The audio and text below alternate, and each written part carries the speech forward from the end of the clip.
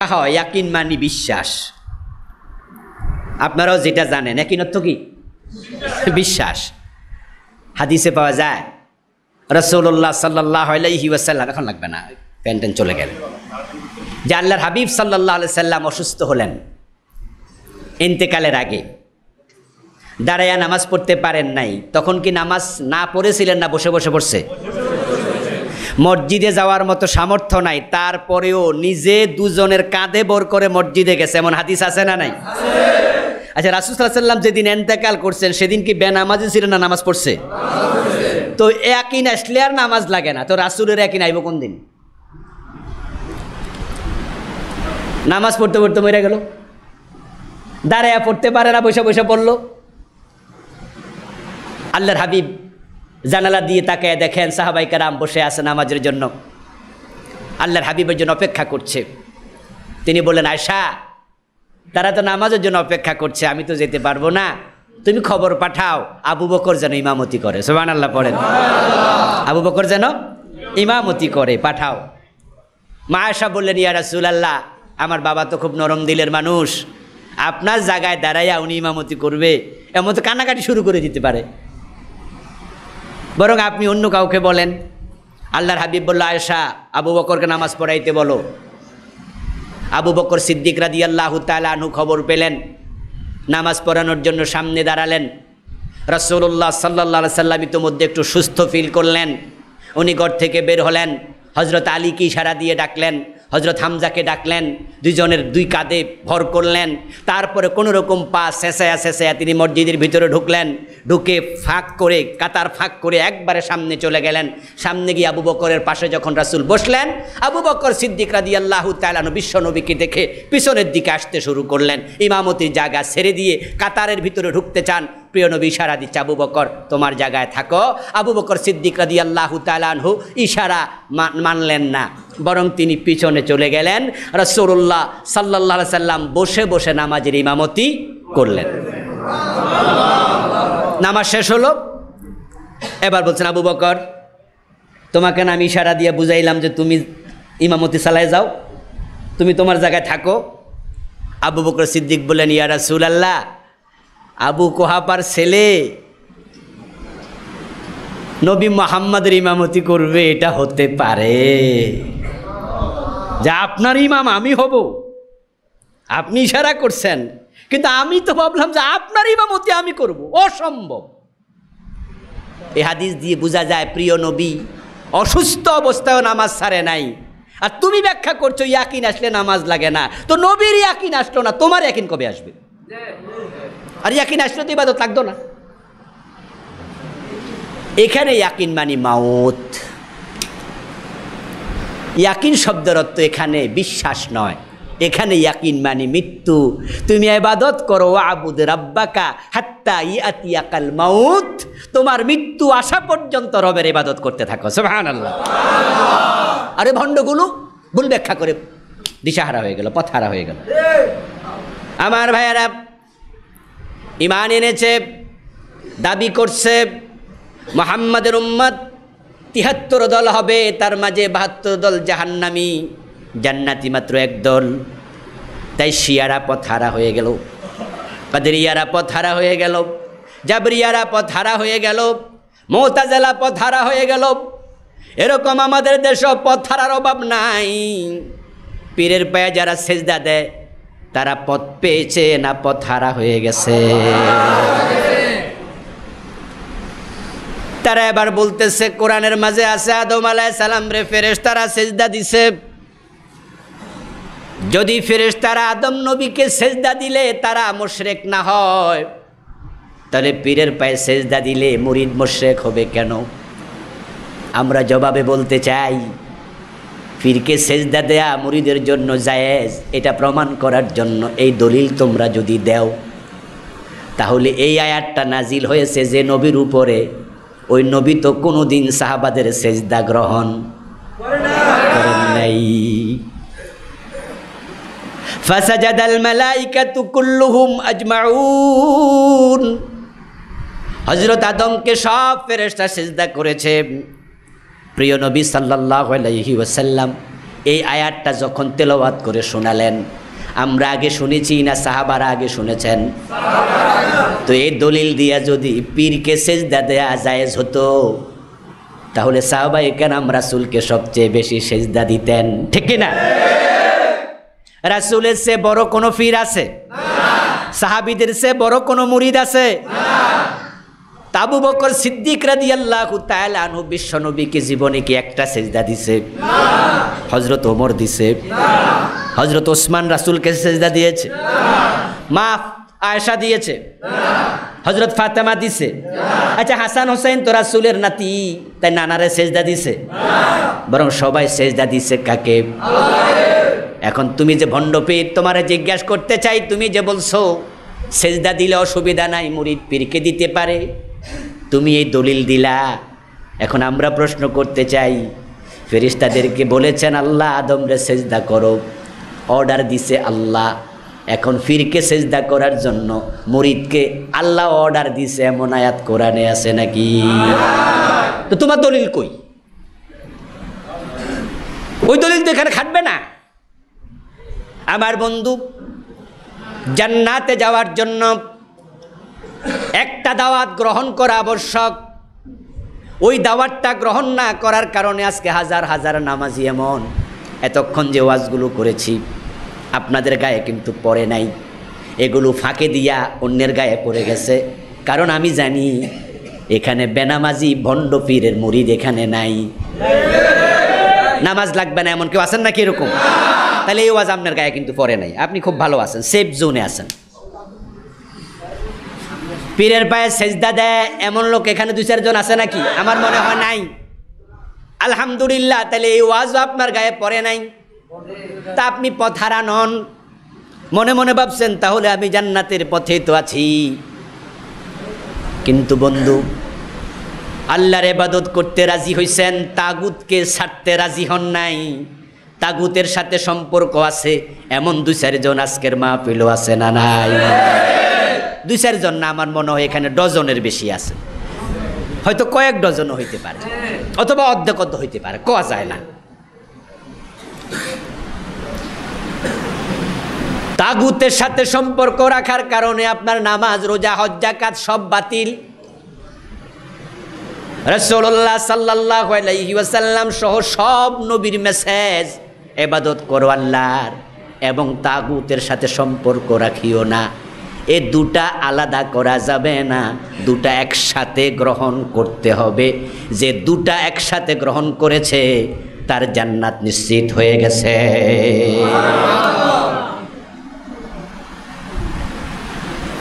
বরং ঈমান আনার নিয়ম, এই মেসেজ গ্রহণ করার নিয়ম, তাগুতের সাথে সম্পর্ক ছেদের ঘোষণা দিয়া তারপর আল্লাহর উপর ঈমান এনেছি এই কথা বলা।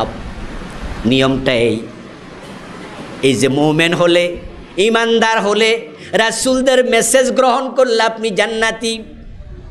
নামাজ রোজা আমল নামায় নাই, শুধু ঈমান আমল নামায় আছে, এমন জান্নাতি আছে, এমন জান্নাতি আছে। যেমন হযরত সুমাইয়া রাদিয়াল্লাহু তাআলা আনহা, ইসলামের প্রথম শহীদ, উনি শাহাদাত বরণ করেছেন মক্কাতে ইসলামের একবারে শুরুর দিকে। অথচ নামাজ ফরজ হয়েছে মক্কি জীবনের শেষে, মেরাজের রাতে। হযরত সুমাইয়া যখন শহীদ হয় তখনও নামাজ শুরু হয় নেই। রোজা এসেছে মদিনায়, হজ এসেছে মদিনায়, যাকাত এসেছে মদিনায়, সুমাইয়া শহীদ হলেন মক্কায়। তাহলে সুমাইয়ার আমল নামার দিকে তাকান, উনার আমল নামায় রোজা নাই, হজ নাই, যাকাত নাই, নামাজ নাই, কিন্তু সুমাইয়া জান্নাতি কিনা? হযরত সুমাইয়া রাদিয়াল্লাহু তাআলা আনহা জান্নাতে যাবে না, চলে গেছে। কারণ শহীদ। যারা শহীদ তাদের রূহ সরাসরি আল্লাহর জান্নাতে থাকে। আপনি যত বড় পীর হন, বুজুর্গ হন, মুহাদ্দিস, মুফাসসির, ফকিহ হন, আব্দুল কাদের জিলানী হন, ইমাম বুখারী হন, ইমাম আবু হানিফা হন না কেন, যদি আপনি শাহাদাত বরণ না করেন তাহলে আপনার মৃত্যুর পরে আপনার রুহু থাকবে ইল্লিনে, আপনার লাশ থাকবে কবরে, জান্নাত আপনি পাবেন হাসর নসরের পরে। আর যদি আপনি শহীদ হন তাহলে শহীদদের লাশ থাকে কবরে, তাদের রুহু থাকে আল্লাহর জান্নাতে। ইনদা রাব্বিহিম ইউরযাকুন। জীবিত মানুষ যেমন খায়, যেমন আমরা আজকে সারাদিনে পানি খাইছি, ভাত খাইছি, চা খাইছি, বিস্কিট খাইছি, আমরা খাই নাই এখানে কি 2 জন আছেন? কেউ একজনও নাই, সবাই আমরা খাইছি। ঠিক জীবিত মানুষ যেমন দুনিয়ার খাবার খায়, শহীদরা এই রকম আল্লাহর জান্নাতের খাবার খায়। বাল আহইয়াউন ওয়ালাকিন লা তাশউরুন। তারা জীবিত, তোমরা বোঝো না। কে বলতেছে?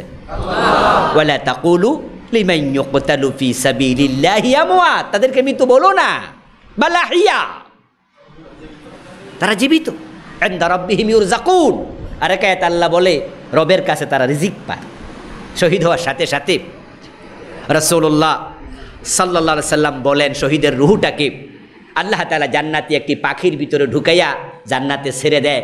ছেড়ে দেওয়ার সময় বলে, যা মনে চায় খাও, যেখানে মনে চায় বেড়াইতে থাকো, সুবহানাল্লাহ, ঘুরতে থাকো আর খাইতে থাকো।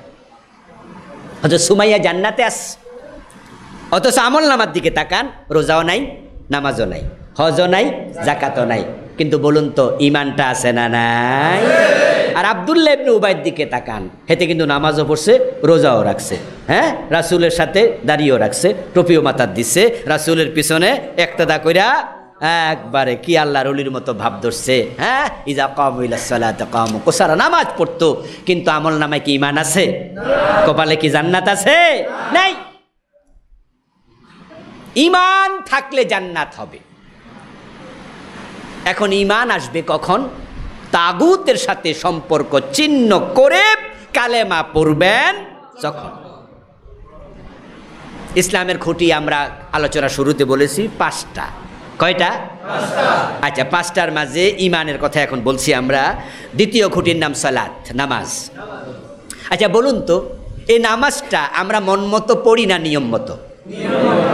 3 নাম্বার খুঁটি যাকাত। যাকাতটা আমরা মন মতো দেই না আল্লাহ রাসূলের নিয়ম মতো? আচ্ছা, এই যে সাওম আমরা করি, রোজা রাখি, মন মতো নাকি নিয়ম মতো? হজ আমরা করি মন মতো না নিয়ম মতো? নিয়মের বাহিরে গেলে নামাজ বাদ, রোজা বাদ, হজ বাদ, যাকাত বাদ, প্রত্যেকটা নিয়ম আছে। এখন যেই ঈমান জান্নাতে যাওয়ার প্রধান শর্ত, ওই ঈমান আনার কি কোনো নিয়ম নাই? সে নিয়মটা কি? কি নিয়ম ঈমান আনতে হয়? ঈমানটা আমরা অনেকে বুঝি না, না বুঝি ইবাদত, না বুঝি ঈমান। ঈমানের তো যত্নই নাই এদেশ। অথচ হযরত জুনদুব, বাবার নাম আব্দুল্লাহ, জুনদুব ইবনে আব্দুল্লাহ রাদিয়াল্লাহু তাআলা আনহু বলছেন, কুন্না মা'আন নবী সাল্লাল্লাহু আলাইহি ওয়াসাল্লাম ওয়া নাহনু ফিতয়ানুন হাযাবিরা ফাতাআল্লামনাল ঈমান ক্বাবলা আন নাতাআল্লামাল কুরআন সুম্মা তাআল্লামনাল কুরআনা ফাজদাদনা বিহি ঈমানা। যে আমরা একদল তাগড়া যুবক আল্লাহর নবীর চারপাশে বসে থাকতাম। ইসলাম প্রথম গ্রহণ করেছে যুবকেরা, সুবহানাল্লাহ পড়েন। সুবহানাল্লাহ। বুড়ারা আসছে পরে, আবু বকরও যুবক, ওমরও যুবক, হযরত আলী তো বাচ্চা মানুষ, তলহা যুবক, জুবাইর যুবক, যুবকেরা ইসলাম প্রথম গ্রহণ করেছে। আর বুড়া ছিল আবু জাহেল, আবু লাহাব, আবু সুফিয়ান, উতবা, সাইবা, তারা বুড়া ছিল। তো সমাজে নেতৃত্ব যুবকদের চেয়ে বুড়াদের হাতে। যেমন এলাকার চেয়ারম্যান হয় কি ফলাপান মানুষ হয়? হ্যাঁ, 2-4 জন হয়, মানে মোটামুটি এই লেভেলে যারা আছে বয়স 45-50, এই লেভেলের লোকেরা 55। এমপি যারা হয়, আমাদের দেশে যত এমপি আছে 300 জন এমপির মাঝে হিসাব করে দেখবেন 50-এর বেশি, এই সংখ্যা 250-এরও বেশি। মন্ত্রী যদি থাকে 50 জন, তার মাঝে 40 জনে বয়স পাবেন 50-এর বেশি। সমাজের নেতৃত্ব তাদের হাত থাকে, তারা বয়স্ক মুরব্বী মানুষ। আর নবী মুহাম্মদ আসছে, বয়স হলো 40, উনি এসে বলছে লা ইলাহা ইল্লাল্লাহ, আল্লাহ ছাড়া কাউকে মানি না। আবু জেহেল বলে আমারও মানো না? কয় না। কয় তাহলে তোমারে ছাড়বো না। ফেরাউন বললো আমারে মানো না? মুসা নবী বললে না। কয় তাহলে তোমাকে আমরা ছাড় দিচ্ছি না। নমরুদ বললো আমারে মানো না? ইব্রাহিম বলে না, তোমাকে ছাড় দিচ্ছি না। আর যুবকেরা বলে যুবক আপনিও যুবক, আমরাও যুবক, আপনাকে মেনে নিলাম। যুবকরা আসলো, আল্লাহর হাবিব সাল্লাল্লাহু আলাইহি ওয়াসাল্লামের দাওয়াত তারা গ্রহণ করলো। যুবকরা গ্রহণ করলো, বুড়ারা পরবর্তীতে আস্তে আস্তে করে কিছু এসেছে। আমার ভাইয়েরা, এই ঈমান গ্রহণ করার রীতিটা কি হবে? রীতিটা হচ্ছে আল্লাহ শেখানো পন্থা। ওই যে যুবক সাহাবী জুনদুব ইবনে আব্দুল্লাহ বলেন, আমরা ঈমান শিখেছি, ঈমান আমরা শিখেছি ফাতাআল্লামনাল ঈমানা ক্বাবলা আন নাতাআল্লামাল কুরআনা। কোরআন শিখেছি পরে, ঈমান শিখেছি আগে। আর আমাদের দেশে ঈমান শিখার বিষয়টা আমরা অনেকে জানিই না, যার কারণে মক্তবে কি পড়ানো হয়, অজু কীভাবে ভেঙে যায়। অজু ভাঙ্গার কারণ মক্তবে শিখেছি, রোজা ভাঙ্গার কারণ, নামাজ ভাঙ্গার কারণ, হজ ভাঙ্গার কারণ, জাকাত ভাঙ্গার কারণ ক্লাস 4-এ 5-এ 6-এ 7-এ ফিকার বইগুলো পড়ুন, এগুলো সবগুলোর মাঝে আছে।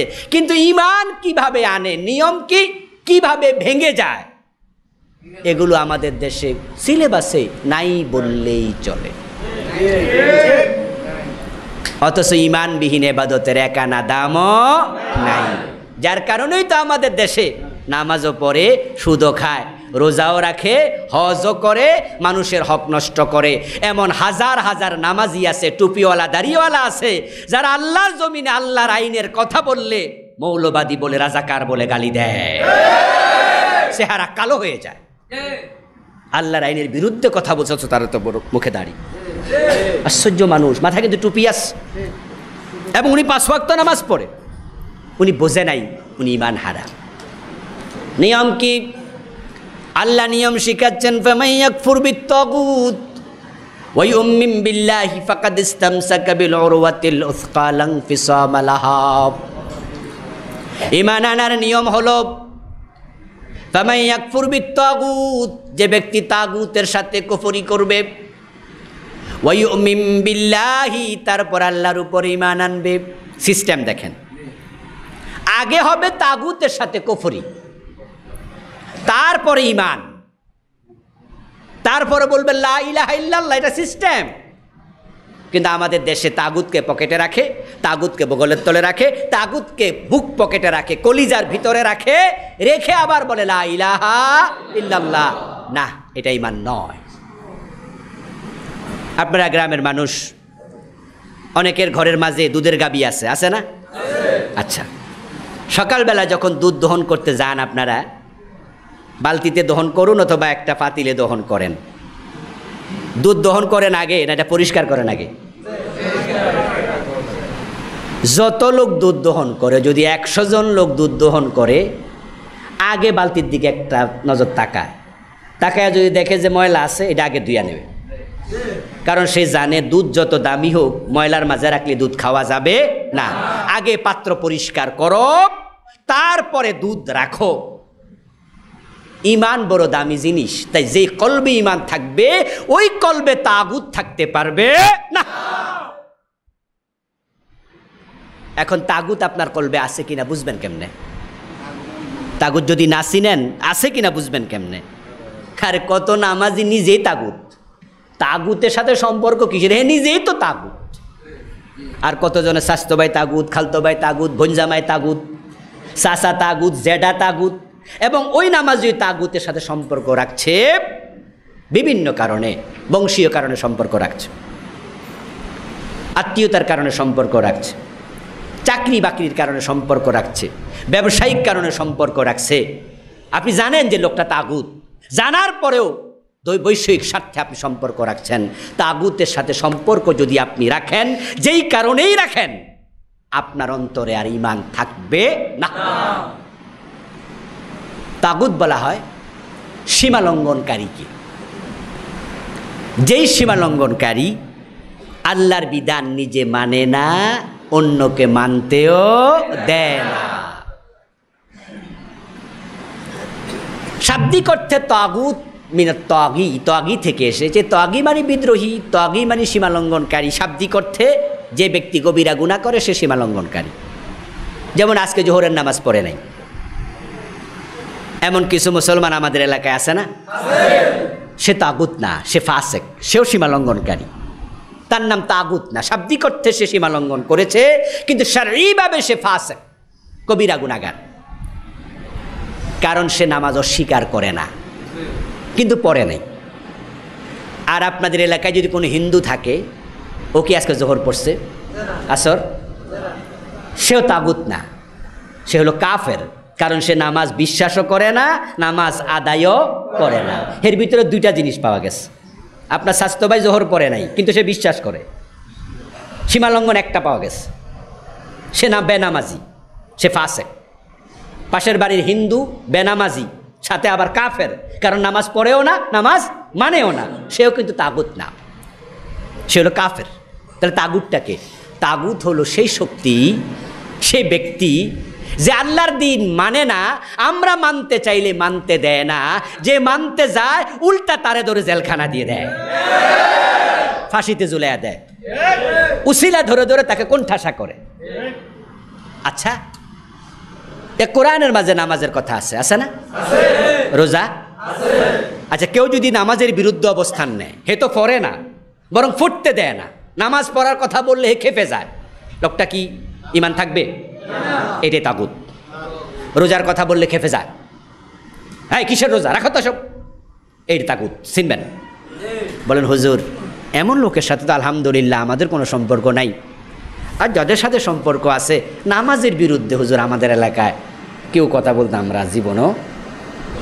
রোজার বিরুদ্ধে কথা কইছে এমন কোনো লোক আমাদের আত্মীয় স্বজনের ভিতরে, বেরোজদারি আছে কিন্তু রোজার বিরুদ্ধে কথা কইছে এমন কোনো আত্মীয় স্বজন আমার নাই।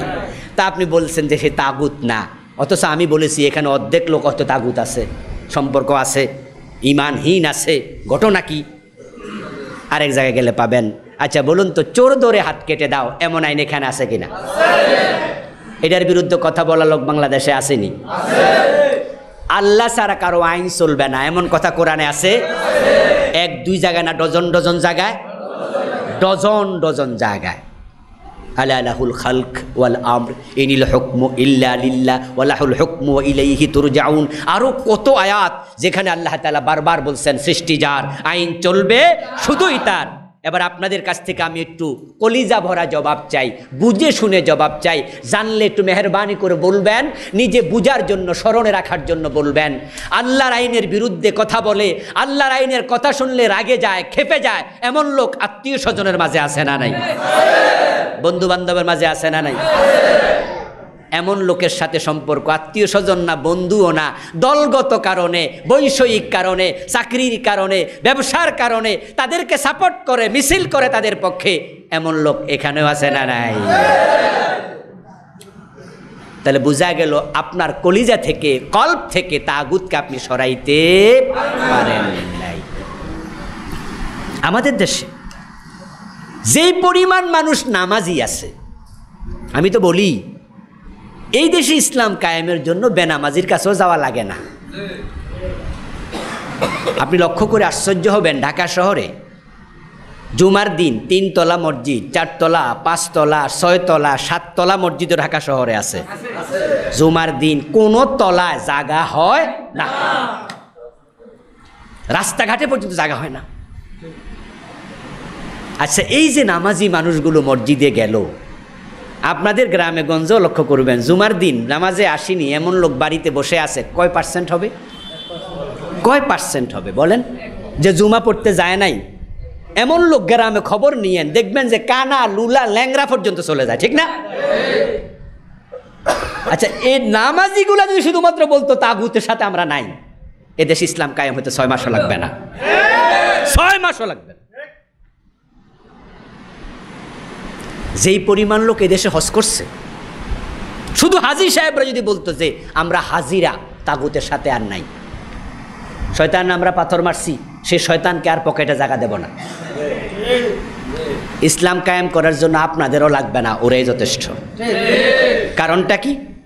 কারণ আমাদের দেশে যদি 300 এমপি থাকে, বর্তমান সংসদে নির্বাচিত 300, সাথে আরও শূন্য কোঠা, এ কোটা, ওই মহিলা কোটা, পুরুষ কোটা, আরও কিছু বাদ দেন, এগুলো বাদ দিয়ে যদি নির্বাচিত 300 জন ধরেন, আপনি খবর নেন তার মাঝে হিন্দুগুলা বাদ দিলে আমার মনে হয় হজ করে না এমন এমপি খুঁজে পাওয়া।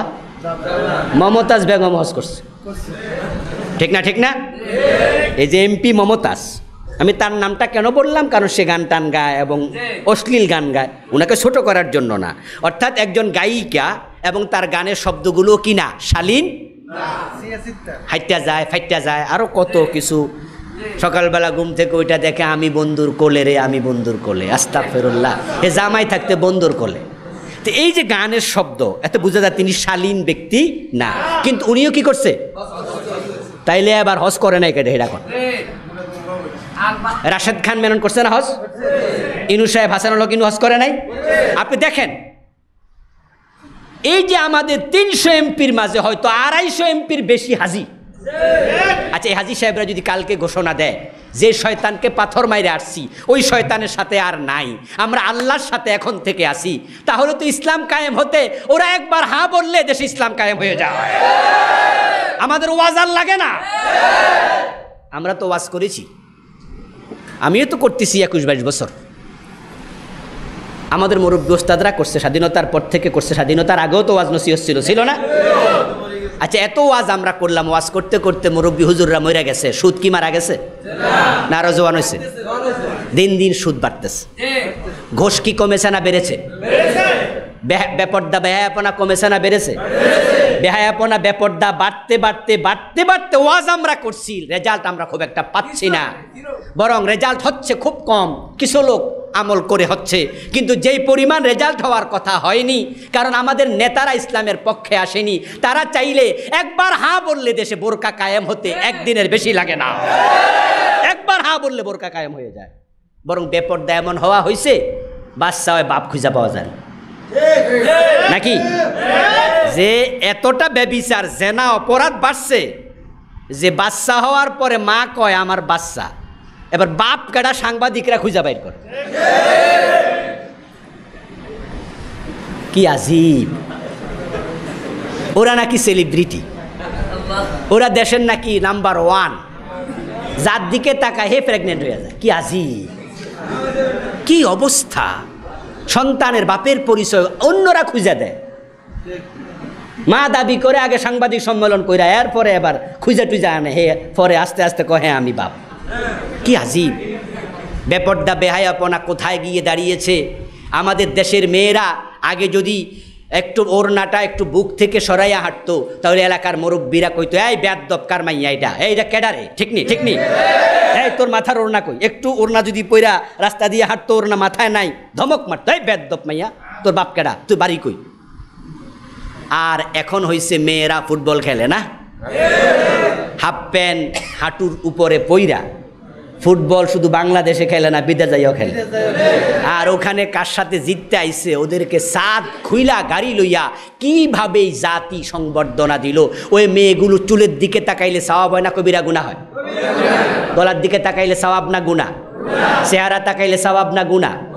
বুকের মাঝে করোনা আছে, একটা ইয়াং মেয়ের বুকের দিকে তাকাই থাকলে সওয়াব না গুনাহ? তার হাঁটু খোলা, তার রান খোলা। এই খেলা যতক্ষণ দেখছে মেয়ে ফুটবলারদের 90 মিনিট দেখছে, 90 মিনিট কবিরা গুনাহ, হাজার হাজার কবিরা গুনাহ হয়ে গেছে। এই জাতি আবার ওই বেপর্দা নারীদেরকে সংবর্ধনা দিচ্ছে। বেহায়াপনা কোথায় গিয়ে ঠেকেছে! বাংলাদেশি সিনেমা যথেষ্ট না, ভারত থেকে সিনেমা আমদানি করছে। এখন যদি আমাদের এই হাজি সাহেব এমপিরা তারা যদি একবার হ্যাঁ বলতো, সুদ বন্ধ হয়ে যেত, ঠিক না? তারা একবার হ্যাঁ বললে বোরকা কায়েম হয়ে যেত, তারা একবার হ্যাঁ বললে সিনেমা হল বন্ধ হয়ে যেত, ঠিক কিনা? আমরা হুজুররা বারবার বলেছি মদের বিরুদ্ধে কথা বলছি, মদের বিরুদ্ধে এত ওয়াজ আমরা করলাম, বলুন তো মদ কমছে না বাড়ছে? সব যদি ওয়াজ দিয়ে হয়ে যেত, অনেকে বলে যে হুজুর আপনারা ওয়াজ করেন, আরো করেন। আরে ভাই নিশ্চয়ই ওয়াজ করা লাগবে, ওয়াজও কোরআন হাদিসে আছে, রাসূল ওয়াজ করেছেন বটে, কিন্তু সব যদি ওয়াজ দিয়ে হতো তাহলে চোর ধরে হাত কাটার কথা আল্লাহ কোরআনে বলা প্রয়োজন ছিল না, বরং বিশ্বনবীকে বলতেন ইয়া রাসূলুল্লাহ চোর ধরে 10 মিনিট ওয়াজ করে দিয়েন, ঠিক না? রাসূলের মতো ওয়াজ দুনিয়ার কে জানে? উনার ওয়াজের সে প্রভাব আর কার ওয়াজে আছে? চোরকে ধরে আইনা পাশে বসাইয়া 3 বার ইস্তেগফার, 2 বার দুরূদ শরীফ, 1 বার সূরা ফাতিহা পড়া ফু দিলে তো বেটা এমনি ভালো হয়ে যায়, হাত কাটা দরকার। আল্লাহ জানে চোরে শুনবে না ধর্মের কাহিনী, চোরের শ্বশুরবাড়ি নাই, ওরে ওয়াজ দিয়ে হবে না, আইন লাগবে। মদের বিরুদ্ধে আমরা অনেক ওয়াজ করেছি, ইয়াবা বেড়েছে, এমন বাড়া বেড়েছে, মাঝে মাঝে দেখা যায় যে ইয়াবা পাওয়া গেছে পেটের ভিতরে। কি আজীব! খবরে দেখলাম 2টা ছেলেকে ধরে নিয়ে আসছে গোয়েন্দা বিভাগ, পুলিশেরা ধরে এনে পরে সাক্ষাৎকার নিচ্ছে যে পুরা বডি খোঁজ করলাম, ইয়াবা পাইলাম না, কিন্তু ইয়াবা আছে। ওরা স্বীকারও করছে যে ইয়াবা তাদের 2 জনের কাছে আছে। পরে জিজ্ঞাসি কই আছে, আমরা খাইয়া ফ্যাটের ভিতরে করে আনছি। আজিব, প্রাইভেট কারের ভিতরে করে আনে, গাড়ির এমন জায়গা ইয়াবা ঢুকা ইঞ্জিনিয়াররা খুঁজে পায় না। এত সাপ্লাই, এত লাখ লাখ পিস ইয়াবা যেহেতু আসতেছে বিদেশ থেকে, বাহিরের দেশ থেকে, মিয়ানমার থেকে, বলুন তো খাওয়ার লোক আছে না নাই? এখন ওয়াজ করে কি বন্ধ করা যাবে? কিন্তু ইসলামের আইন ওই যে তাগুতের সাথে সম্পর্ক রাখবো না, এই নীতিতে যদি আমরা বিশ্বাস করতাম তাহলে আল্লাহর কোরআন ছাড়া কিচ্ছু মানা যাবে না। হযরত ওমরের মতো 80 বেতের আইন কায়েম করে দাও। 6 মাস যদি মদখোরদেরকে 80 বেত লাগানো হয়, আমরা নিশ্চয়তা দিয়ে বলবো পুলিশ লাগবে না, বিডিআর লাগবে না, বিজেপি লাগবে না, র্যাব লাগবে না, 80 করে বেত দাও, 6 মাস পরে বাংলার জমিনে ইয়াবা খোর পাওয়া যাবে না, সব সোজা হয়ে যাবে। এই চিন্তায় বিশ্বাস না করে যারা কালেমা পড়েছেন তার অবস্থান হচ্ছে কিছু মানি কিছু মানি না। আর সুবিধাবাদ জিন্দাবাদে মোমেন হওয়া যাবে না। আল্লাহর ইবাদত করো, তাগুতের সাথে সম্পর্ক বিচ্ছিন্ন করো। আজকের এই মাহফিল থেকে আমরা এই দুটাকে একসাথে গ্রহণ করে বাড়ি যেতে চাই। রাজি আছেন? তাহলে যারা যে আল্লাহর কোরআনের আইনের সাথে নাই, তার সাথে সম্পর্ক রাখা জায়েজ। তার মিছিলে যাবেন না, তার মিটিংয়ে যাবেন না, তাকে ভোট দেবেন না, তাকে সাপোর্ট করবেন না। যদি করেন তাহলে প্রমাণ হলো তাগুতের সাথে সম্পর্ক বিচ্ছিন্ন করেন নাই। সমান সমান রেজাল্ট হচ্ছে আপনি প্রকৃত মুমিন না। আর যার ইমানটাই পরিশুদ্ধ না, তার কপালে জান্নাত আছে? আমাদের সবটা আলোচনা জান্নাতের জন্য নাকি কোনো দলের জন্য? না না না। আমি আপনার এলাকায় কি এমপি নির্বাচন করব? আমার আত্মীয় স্বজনে করবে না। তাহলে আমি এ ওয়াজ করছি কেন? কারণ আমি চাই যে আমরা একটি পরিশুদ্ধ ঈমান নিয়ে মরতে, ঠিক কি না? আমরা সবাই পরিশুদ্ধ ঈমান নিয়ে মরতে চাই। আর ঈমান নিয়ে মরতে হলে তাগুতের সাথে সম্পর্ক বিচ্ছিন্ন করুন। আল্লাহ আমাদের তৌফিক দান করুন, বলি আমিন। হাদা মা ইনদি ওয়াল ইলমু ইনদাল্লাহ আলাইহি তাওয়াক্কালতু ওয়া ইলাইহি উনীব। আমরা মাহফিল কমিটির জন্য একটু সংক্ষেপে দোয়া করে বিদায় নেই। সভাপতি সাহেব কিছু বলবেন? জি বলুন।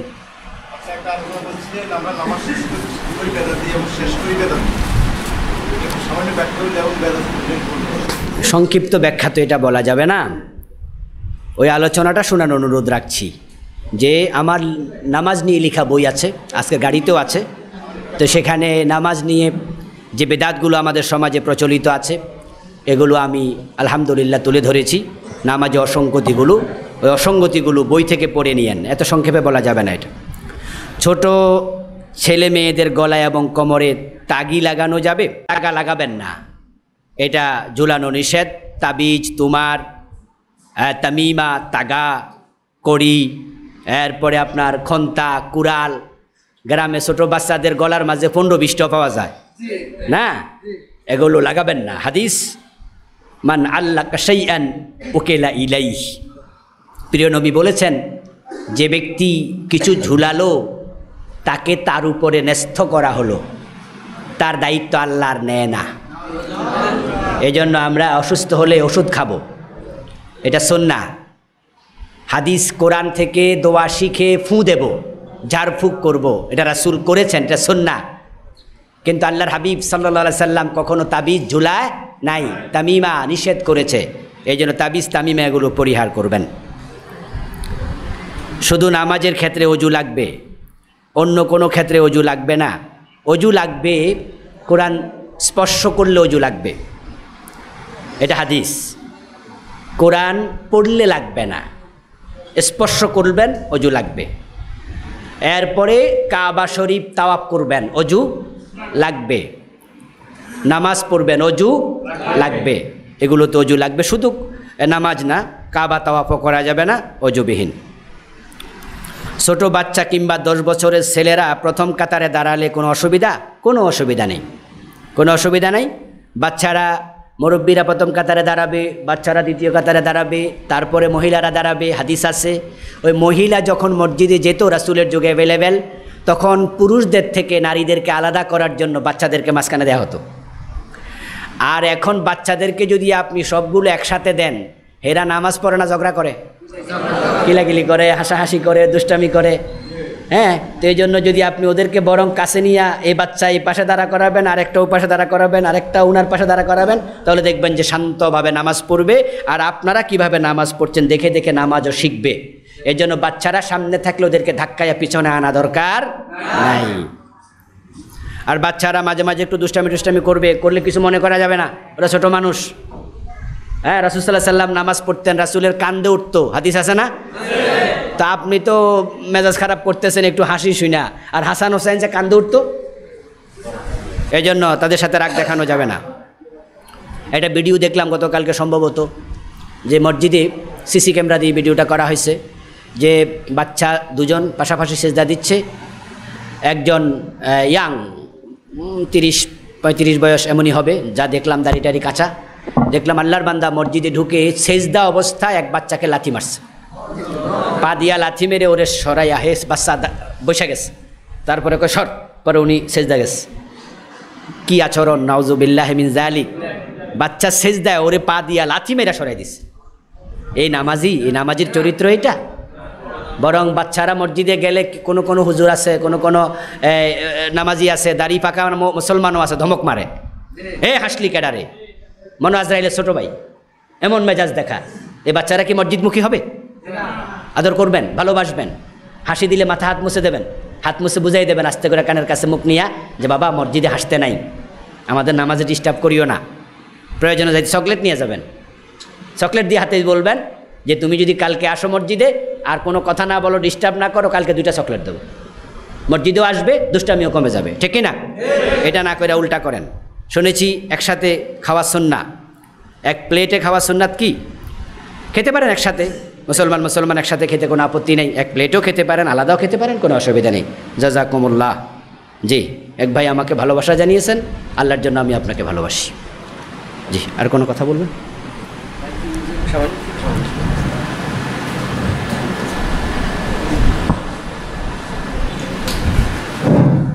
منهم من حقت عليه الضلالة ومنهم من حقت عليه الضلالة فسيروا في الأرض فانظروا كيف كان عاقبة المكذبين. قال النبي صلى الله عليه وسلم ذاق طعم الإيمان من رضي بالله ربا وبالإسلام دينا وبمحمد نبيا ورسولا أو كما قال النبي عليه الصلاة والسلام. সকলে মেহেরবানি করে দরুদ ইব্রাহিম পড়ুন। আল্লাহুম্মা সাল্লি আলা মুহাম্মাদ।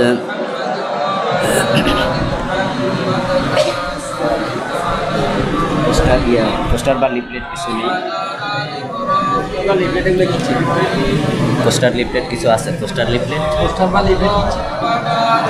আল্লাহুম্মা বারিক আলা মুহাম্মাদিন ওয়া আলা আলি মুহাম্মাদ কামা বারাকতা আলা ইব্রাহিম ওয়া আলা আলি ইব্রাহিম ইন্নাকা হামিদুম মাজিদ. اللهم بارك على محمد وعلى آل محمد كما باركت على إبراهيم وعلى آل إبراهيم إنك حميد مجيد. اللهم صل وسلم وبارك عليه. নোয়াখালী দারুল আজহার আইডিয়াল মাদ্রাসা ও এলাকার যুব সমাজ কর্তৃক আয়োজিত আজকের এই চমৎকার তাফসীরুল কোরআন মাহফিলের মুআজ্জাজ মুকাররম সম্মানিত সভাপতি, বিশিষ্ট সমাজসেবক জনাব মহতারাম নাসির মেম্বার সাহেব, আল্লাহ তাআলা সভাপতি সাহেবের নেক হায়াত দারাজ করুন। আজকের মাহফিলে আমার পূর্বে কোরআন এবং হাদিস থেকে অত্যন্ত চমৎকারভাবে মুদাল্লাল দালিলিক আলোচনা উপস্থাপন করেছেন বিশিষ্ট মুফাসসির কোরআন মুহতারাম মাওলানা মারুফ বিল্লাহ সাহেব। আল্লাহ তাআলা হুজুরের কণ্ঠকে আরও দারাজ করুন।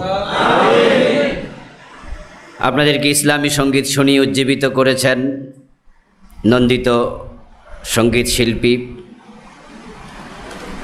বর্তমান ইসলামী সঙ্গীতাঙ্গনের পুরোধা,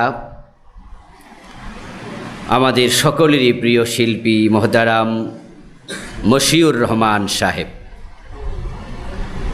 আল্লাহ তাআলা মশিউর ভাইয়ের কণ্ঠকে তার দিনের জন্য কবুল করুন। মোহতারাম শাহাদাতুল্লাহ সেলিম সাহেব সহ অন্যান্য সম্মানিত অতিথিবৃন্দ, মোহতারাম উলামায়ে কেরাম, সম্মানিত আয়োজক মণ্ডলী, ইসলাম প্রিয় তাওহীদি জনতা, আসলে আপনাদের যে অ্যারেঞ্জমেন্ট সেটা আমি দেখেছি, চমৎকার আয়োজন আপনাদের ছিল, সুন্দর প্যান্ডেলও আপনারা করেছেন, আপনাদের আয়োজনে কোনো ত্রুটি ছিল না।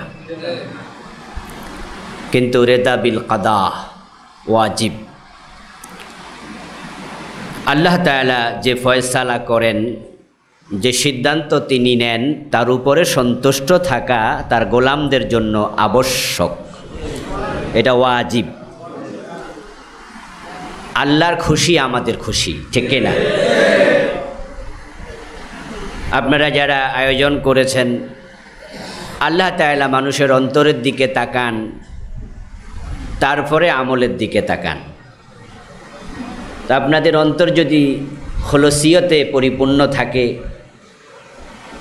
আল্লাহর সন্তুষ্টির জন্য আপনারা এই আয়োজন করে থাকেন, তাহলে মাহফিল যদি নাও হতো, আল্লাহ আপনাদের এই আমলগুলো কবুল করে আপনাদের যে প্রত্যাশা সেটা তিনি পূরণ করবেন দুনিয়া এবং আখিরাতে ইনশাআল্লাহ। আর যদি মনে খলসিয়ত না থাকে, তাহলে মাহফিল হলো লাভ নাই, আপনি কিছু পেলেন না। অনেক জায়গায় আমরা দেখি মাহফিলের আয়োজক যারা আছে তারা অন্ধের হাতের মোমবাতির মতো। রাতের বেলায় রাস্তার মোড়ে যদি কোনো অন্ধ মানুষ মোমবাতি হাতে নিয়ে দাঁড়িয়ে থাকে, ওই মোমবাতি থেকে অন্ধ আলো পায় নাকি চোখওয়ালারা পায়? তো যাদের চোখ আছে তারা কিন্তু পথ দেখে, আর অন্ধ মিয়া হাতে লইয়া খাড়াই আছে, সে কিন্তু পথ দেখে না।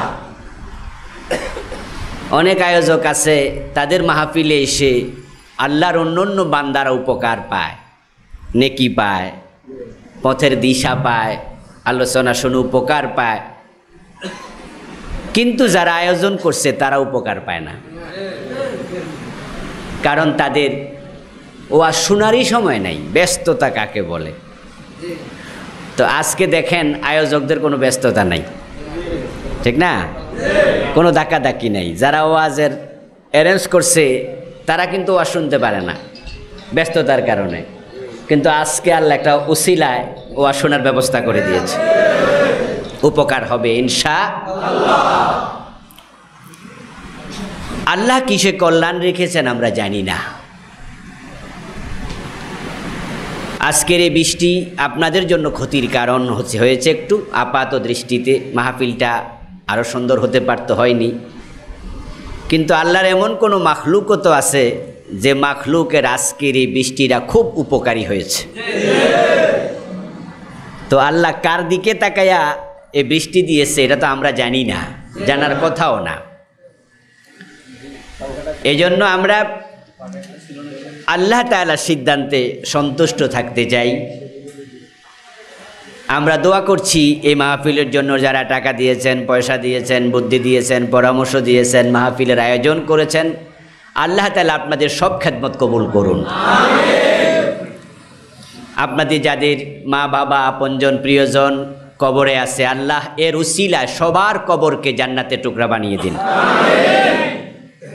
আমরা যারা এই মাহফিলে আজকে এসেছি, আলোচনা করছি, আলোচনা শুনছি, আলোচনার অ্যারেঞ্জমেন্টে অংশগ্রহণ করেছি, আজকের এই মাহফিলকে আল্লাহ আমাদের সকলের জন্য হেদায়াতের উসিলা বানিয়ে দিন। আল্লাহ তাআলার পবিত্র জাতের লাখো কোটি শুকরিয়া জ্ঞাপন করছি। হাত পাকা লাগবে। যে মহান মনিব অত্যন্ত মেহেরবানি করে আমাদেরকে প্রতিকূল পরিবেশেও কোরআন মাজিদের কথা বলার এবং শোনার সুযোগ করে দিলেন, আমাদেরকে যিনি সুস্থ রাখলেন, কোরআনের সাথে জীবন কাটানোর সুযোগ দিলেন, এই জন্য আমরা আলোচনা শুরুতে মন প্রাণ উজাড় করে অন্তরের সবটুকুন শ্রদ্ধা এবং ভালোবাসা দিয়ে আমাদের মনিব আল্লাহ তাআলাকে শুকরিয়া জানাই, কৃতজ্ঞতা জানাই। সবাই মিলে জোরে জোরে একবার কালিমাতুশ শুকর পড়ি, আলহামদুলিল্লাহ। দুরূদ ও সালাম বিশ্ব নবী সাইয়্যিদুল মুরসালিন ইমামুনা কুদওয়াতুনা হাবিবুনা উসওয়াতুনা সানাদুনা তবিবু কুলুবিনা মুহাম্মাদুর রাসূলুল্লাহ সাল্লাল্লাহু আলাইহি ওয়াসাল্লামের উপর সাহাবায়ে কেরাম ও শুহাদায়ে জামের আলা ইল্লিয়িন আল্লাহ তাআলার কাছে কামনা করছি, বলুন আমিন। প্রিয় ভাইরা, আমি আপনাদের সম্মুখে পবিত্র কোরআন মাজিদ থেকে সূরাতুন নাহলের 36 নম্বর আয়াতে কারিমা তিলাওয়াত করেছি। বিশ্বনবীর পবিত্র মুখ অনুসৃত একখানা ছোট্ট হাদিসে নববী পাঠ করেছি। আল্লাহ তাআলা তৌফিক দান করলে এখান থেকে কিছু কথা বলবো, আল্লাহর তৌফিক কামনা করছি। আবারও বলুন আমিন। সূরাতুন নাহলের 36 নম্বর আয়াতে কারিমাতে আল্লাহ তাআলা বলতেছেন, ওয়ালাকাদ বাআসনা ফি কুল্লি উম্মাতির রাসূলা, অবশ্যই আমি প্রত্যেক জাতির নিকটে রাসূল প্রেরণ করেছি। আনি ইবুদুল্লাহ ওয়াজতানিবুত তাগুত, রাসূলরা উম্মতের কাছে গিয়ে সবাই মিলে একটি দাওয়াত দিয়েছেন। সে দাওয়াতটি ছিল, ও উম্মতেরা, তোমরা আল্লাহর ইবাদত করো এবং তাগুতের সাথে সম্পর্ক ছিন্ন করো। ফামিনহুম মান হাদাল্লাহ, সবাই হেদায়েত পায় নাই, নবীদের দাওয়াত সবাই গ্রহণ করে নাই। অতঃপর উম্মতের কিছু লোক হেদায়েত পেয়েছে, আল্লাহ তাদেরকে হেদায়েত দিয়েছেন।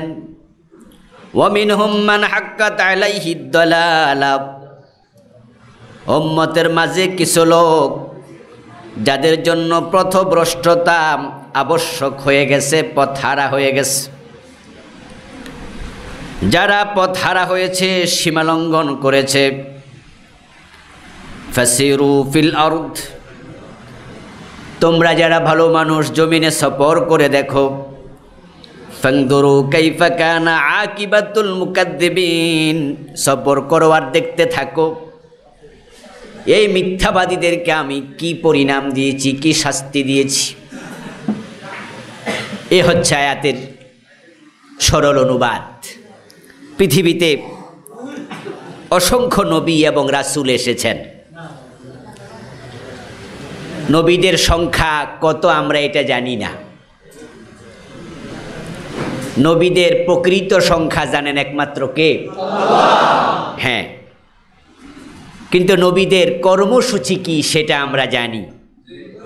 এই আয়াতে কারিমাতে আল্লাহ তাআলা নবীদের কাজ কি ছিল, কি দাওয়াত নিয়ে তারা উম্মতের কাছে প্রেরিত হয়েছেন, যদি আজকের এই দিনও কোনো নবী আসতেন, মুহাম্মাদুর রাসূলুল্লাহ সাল্লাল্লাহু আলাইহি সাল্লামের মাধ্যমে নবুয়তের ক্রমধারা বন্ধ হয়ে না যেত, নতুন কোনো নবী যদি আমরা পেতাম তাহলে তিনি কি দাওয়াত দিতেন, তার কর্মসূচিটাও কি হতো, তারপরে দাওয়াত গ্রহণকারীদের আল্লাহর পক্ষ থেকে পুরস্কার কি, আর যারা দাওয়াত অস্বীকারী তাদের পরিণতি কি, এই হচ্ছে এই আয়াতে কারিমার প্রতিপাদ্য।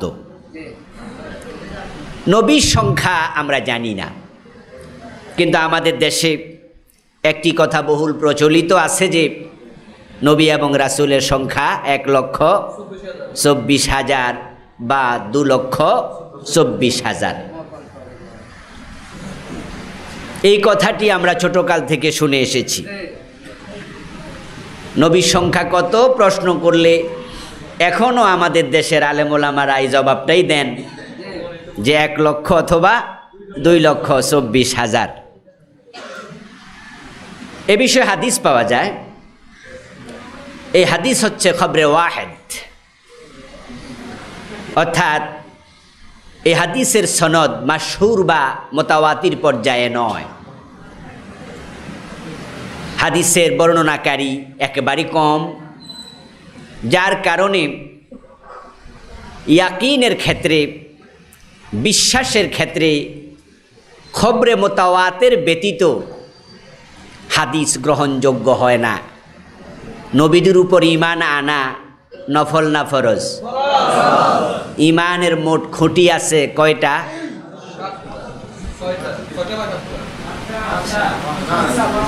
কয়টা ঈমানের খুঁটি কয়টা? ঈমানের রোকন কয়টা? ঈমানের কয়টা? ইসলামের কয়টা? তো ইসলামেরও 5টা, ঈমানেরও 5টা।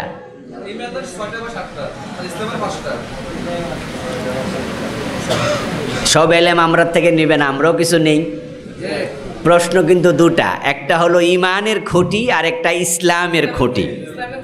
ইসলামের খুঁটি হলো 5টা। বুনিয়াল ইসলাম আলা খামস, ইসলামকে প্রতিস্থাপন করা হয়েছে 5টি খুঁটির উপরে। 1 নাম্বার ঈমান, মানে শাহাদাতু আল্লা ইলাহা ইল্লাল্লাহ ওয়া আন্না মুহাম্মাদান আবদুহু ওয়া রাসূলুহু, 1 নাম্বার ঈমান। 2 নাম্বার ইকামিস সালাহ, 3 নাম্বার ইতাইজ যাকাত, 4 নাম্বার সওম রমাদান, 5 নাম্বার ওয়াল হজ। ইসলামের খুঁটি হলো 5টা, তাইলে শেষ হলো একটা, আর একটা হলো ঈমানের খুঁটি। এবার বলুন তো ঈমানের খুঁটি কয়টা?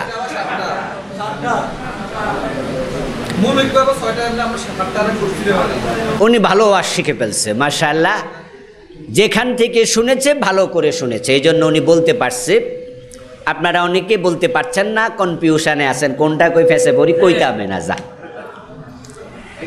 আমরা ছোটকালে মক্তবে পড়েছি 7টা, আমানতু বিল্লাহি ওয়া মালাইকাতিহি ওয়া কুতুবিহি ওয়া রুসুলিহি ওয়াল ইয়াউমিল আখির ওয়াল কদরি খাইরিহি ওয়া শাররিহি মিনাল্লাহি তাআলা ওয়াল বাসি বাদাল মাউত। এগুলো হচ্ছে ঈমানের খুঁটি, এগুলাকে বলা হয় ইমানে মুফাসসাল। ছোটকালে মক্তবে পড়াইছি ইমানে মুজমাল, আমানতু বিল্লাহি কামা হুয়া বিআসমাইহি ওয়া সিফাতিহি ওয়া কাবিলতু জামিআ আহকামিহি ওয়া আরকানি। এটা হচ্ছে সংক্ষিপ্ত ঈমান। এর মানে আমি বিশ্বাস করেছি আল্লাহর উপরে যেমন তিনি নাম এবং সিফাত সহ মওজুদ, আল্লাহ যেমন বিশ্বাস করলাম তেমন। ওয়া কাবিলতু জামিআ আহকামিহি ওয়া আরকানিহি, এবং উনার যত হুকুম হাকাম আছে আমি একসাথে সব কবুল করলাম। এটা হচ্ছে ইমানে মুজমাল। এখন কোন কোনগুলো কবুল করলেন এবার মুফাসসাল। আমানতু বিল্লাহি ওয়া মালাইকাতিহি, 1 নাম্বার আল্লাহর উপর ঈমান আনলাম, 2 নাম্বার ফেরেশতার উপরে আনলাম, 3 নাম্বার ওয়া কুতুবিহি, 4 নাম্বার ওয়া রুসুলিহি, 5 নাম্বার ওয়াল ইয়াউমিল আখির, 6 নাম্বার ওয়াল কাদরি খাইরিহি ওয়া শাররিহি মিনাল্লাহি তাআলা। এই 6টা হলো ঈমানের খুঁটি। 7 নাম্বারে আমরা আবার 4 নাম্বারেরটা বলতেছি, ওয়াল বাসি বাদাল মাউত, মরার পরে আবার উঠবো, এটাই তো ইয়াউমুল আখির। আমানতু বিল্লাহি ওয়া মালাইকাতিহি ওয়া কুতুবিহি ওয়া রুসুলিহি, তো ওয়াল ইয়াউমিল আখির মানে তো আখিরাত। তো মরার পরে কি? দুনিয়া না আখিরাত? তো এটা তো একবার কইছি, তো 7 নম্বরে আবার কইতাছি। এটা একটা ভুল প্রচলন। এই যে ইমানে মুফাসসাল নামক যে কালেমাটা আমরা পড়লাম, এটা আলেমদের কেউ বানিয়েছে, এটা হাদিসে পাওয়া যায় না, কোরআনে তো নেই এভাবে, এটা হাদিসেও নাই। যেমন আমাদের দেশে নামাজে দাঁড়াইলে নাওয়াইতু আন উসাল্লি লিল্লাহি তাআলা রাকাতাই সালাতি, এরকম পড়ি না আমরা? কোরআনে আছে? হাদিসে আছে? এটা বানানো হয়েছে। এরকম আরও দুরুদে নারিয়া, দুরুদে তুনাজিয়া, দুরুদে হাজারি, দুরুদে লাখি, আরও যে কত কিছু আলেমরা বানাইছে, হয়তো পাবলিকের উপকারের জন্যই বানাইছে। তার মাঝে এটাও বানাইছে, তো বানাইতে গিয়ে একটা বেশি কইয়া লাইছে। একবার যে পিছনে কইয়া গেছে এটার খেয়াল নাই, পরে আরেকবার বেশি কইছে। তাহলে কয়বার হয়ে গেছে? 7 বার হয়ে গেছে। মূলত ইমানের খুঁটি হচ্ছে 6টা। কয়টা? 6টা। তার মাঝে একটা আছে ও রুসুলিহি, আসেনি? তাহলে রসুলদের উপরে বিশ্বাস করা এটা ইমানের অংশ, এটা ইমানের খুঁটি, এটা ইমান। আর হাদিসে মুতাওয়াতির ব্যতীত অথবা কোরআন মাজিদের আয়াত ব্যতীত ইমান সাব্যস্ত হবে না। আমল সাব্যস্ত হয় হাদিসে মাশহুর দিয়ে, কিন্তু ইমান সাব্যস্ত হয় না, ফরজ সাব্যস্ত হবে না। ইমান তো ফরজ বিধান। তো এখন রাসূলের সংখ্যা, নবীর সংখ্যা যে কয়জন আছে আমরা সবার উপর ইমান এনেছি। লা নুফাররিকু বাইনা আহাদিম মির রুসুলি, আমরা আল্লাহর রাসূলদের মাঝে কোনো রকমের বৈষম্য করি না, সবাইকে আমরা বিশ্বাস করি। এটা হচ্ছে ইসলামের সৌন্দর্য, এটা হচ্ছে ইসলামের উদারতা। এরপরও আমাদেরকে ওরা কনজারভেটিভ বলে, আমাদেরকে বলে আমরা মৌলবাদী, আমাদেরকে বলে আমরা গোঁড়া। খ্রিস্টানরা অভিযোগ করে মুসলমানরা ধর্মান্ধ, ইহুদিরা অভিযোগ করে মুসলমানরা গোঁড়া, ফান্ডামেন্টালিস্ট। শোনেন নাই? আমাদেরকে কি বলে? ফান্ডামেন্টালিস্ট। এটার বাংলা কি কয়? মৌলবাদী। বুঝছেন? মানে এই শব্দটা আমাদেরকে ভালো শব্দ বলে নাই ওরা, ওরা আমাদেরকে এটা গালি হিসাবে বলছে যে মুসলিমরা হচ্ছে ফান্ডামেন্টালিস্ট। তারা আমাদেরকে বলে আমরা কনজারভেটিভ, আমরা গোঁড়া, আমরা মৌলবাদী, অথচ আমরা কত উদার। খ্রিস্টানদের নবী হজরত ঈসা আলাইহিস সালাম, উনাকেও আমরা ভালোবাসি নবী মুহাম্মদকে যেমন ভালোবাসি, ঠিক না? ইহুদিদের নবী হজরত মূসা আলাইহিস সালাম, উনাকে আমরা বিশ্বাস করি নবী মুহাম্মদকে যেমন বিশ্বাস করি, ঠিক না? কোরআন আমাদের কিতাব, মুসলিমদের কিতাব। এই কিতাবে যে নবীর নাম সবচেয়ে বেশি এসেছে তিনি হচ্ছেন হজরত মূসা আলাইহিস সালাম। মূসা ইহুদিদের নবী, তাহলে তাদের নবীকে আল্লাহ আমাদের সামনে কিভাবে উপস্থাপন করলেন যে উনার নাম সবচেয়ে বেশি? দেখেন লক্ষ্য করে, আমরা কখনো শুধু ঈসা শব্দটা বলি না, আমরা বলে দোয়াও করি আলাইহিস সালাম। আমরা কখনো শুধু মূসা শব্দ বলে থেমে যাই না, আমরা বলি মূসা আলাইহিস সালাম।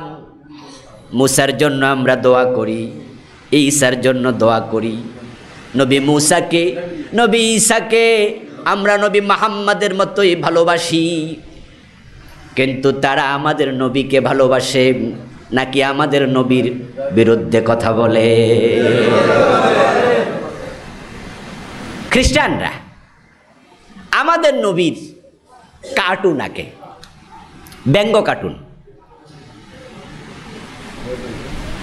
আপনারা শুনেছেন সুইডিশ কার্টুনিস্ট রাসূলুল্লাহ সাল্লাল্লাহু আলাইহি সাল্লামের কার্টুনে কে বুকের মাঝে লিখছে মোহাম্মদ, নাউজুবিল্লাহ। মাথার মাঝে একটা পাগড়ি দিছে, পাগড়ির উপরে একটা বোমা বসাইছে। আমাদের নবীর কার্টুন আঁকে, আমাদের নবীকে ব্যঙ্গ করে, আমাদের নবীকে তারা সন্ত্রাসী বলে, অথচ তাদের নবীকে আমরা দোয়া করি, ঠিক কি না? তাদের নবীর নাম আমরা শ্রদ্ধার সাথে গ্রহণ নেই। এরপরও নাকি আমরা গোড়া, আমরা মৌলবাদী। লা নুফাররিকু বাইনা আহাদিম মির রুসুলিহি, আল্লাহর নবী এবং রাসূলদের মাঝে আমরা আলাদা করি না কাউকে, আমরা বিশ্বাস করি সব নবীর উপরে। এখন যদি বলা হয় নবীর সংখ্যা কত, আর আপনি বলেন 1,24,000, বাস্তবে যদি আরও বেশি হয় তাহলে ওই নবীদের উপর বিশ্বাস তো থেকে গেল, বাদ পড়ে গেল। নবীর সংখ্যা বাস্তবে যদি হয় 2,24,000 আর আপনি বলেন 1,24,000, তাহলে 1 লাখ বাদ পড়ে গেল। আছে 2,24,000, আপনি করলেন 1,24,000। আর বাস্তবে যদি হয় 1,24,000 আর আপনি 2,24,000 বলেন, তাহলে নবী নয় এমন 1 লাখ নবীর কাতারে ঢুকে গেল নাকি? তো দুইটাই তো সমস্যা। এই জন্য আমরা ইমানের ক্ষেত্রে ওই হাদিসটাকে গ্রহণ করি না। ফাজিল ক্লাসে আলিয়া মাদ্রাসায় পড়ানো হয়, কওমি মাদ্রাসায়ও কিতাবটা আছে। ওই কিতাবের নাম শরহুল আকাইদ লিন-নাসাফি, শরহু আকাইদিন নাসাফি, দুইভাবে কিতাবটার নাম বলা যায়। ওই কিতাবের মাঝে রিসালাতের বহসে এই আলোচনা আছে। এই হাদিস যেহেতু খবরে ওয়াহেদ, তাই এটা ইমানের ক্ষেত্রে গ্রহণযোগ্য না। তাই নবীদের সংখ্যা কত এই প্রশ্ন যদি কেউ করে, আমরা বলবো তার সংখ্যা আমরা জানি না, সংখ্যা জানে একমাত্র আল্লাহ। যে কয়জন পাঠাইছেন অগণিত, অসংখ্য, আমরা গুনতে পারি না। আমরা সব নবীর উপরে বিশ্বাস রাখলাম, আমাদের বিশ্বাস থেকে একজন নবীও বাদ পড়বে না। এই অগণিত অসংখ্য নবী পৃথিবীতে এসেছেন, পাঠাইছে কে? আল্লাহ। নবীদের মতো দামি মানুষ, জ্ঞানী মানুষ, বুদ্ধিমান মানুষ, বিচক্ষণ মানুষ, মেধাবী মানুষ, তাদের মতো প্রাজ্ঞ মানুষ, তাদের মতো যোগ্য মানুষ পৃথিবী কোনোদিন দেখেনি, কোনোদিন দেখবে না। যেই নবী যেই যুগে এসেছেন ওই যুগে উনার মতো মেধাবী আর কেউ ছিল না। সব গুণে উনি নাম্বার 1, সব গুণে উনি 1 নাম্বার। আল্লাহ তাআলা নবীদেরকে সব দিকে 1 নাম্বার বানাইছে। এই জন্য নবী সৌন্দর্যের দিক থেকে 1 নাম্বার ছিল, সুবহানাল্লাহ। বুদ্ধির দিক থেকে 1 নাম্বার, মেধার দিক থেকে 1 নাম্বার, বিচক্ষণতার দিক থেকে 1 নাম্বার, ইভেন সৌন্দর্য দৈহিক আকৃতি তো 1 নাম্বার, সুবহানাল্লাহ। পৃথিবীর সবচেয়ে সুন্দর মানুষের নাম হযরত ইউসুফ আলাইহিস সালাম। নবী ছিলেন না? মুহাম্মাদুর রাসূলুল্লাহ সাল্লাল্লাহু আলাইহি সাল্লামের মতো সুন্দর মানুষ কি আরব দেশে ছিল?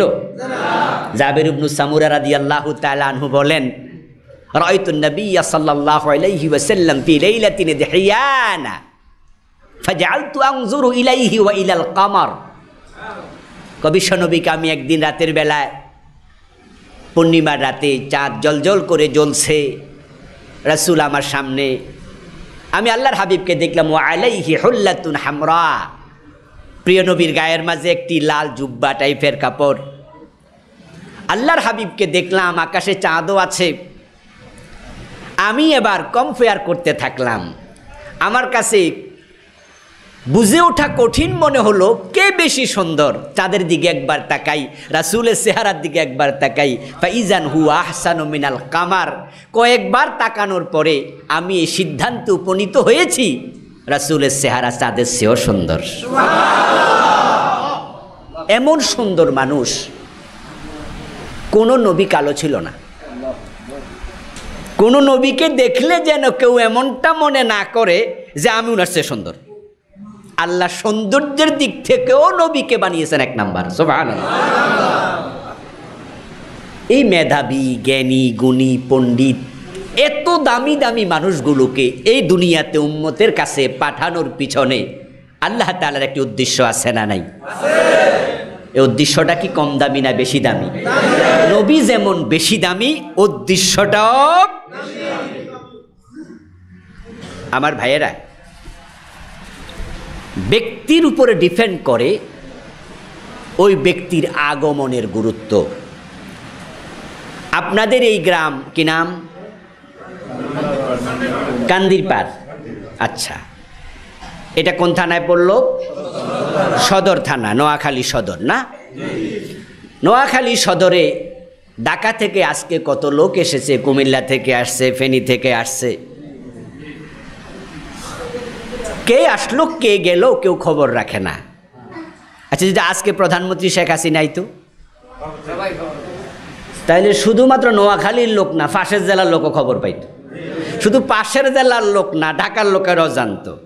শুধু ঢাকার লোকে না, মিডিয়ার কারণে বাংলাদেশের খবর আমেরিকার লোকেরা বসে জানতো। তামাম দুনিয়া বাঙালিরা যেখানে আছে খবরের মাধ্যমে সবাই জানতো যে নোয়াখালীতে প্রধানমন্ত্রী আজকে সফরে গেছে। ব্যক্তির গুরুত্বের কারণে সফরের গুরুত্ব বেড়ে যায়। এমন করছে কেন?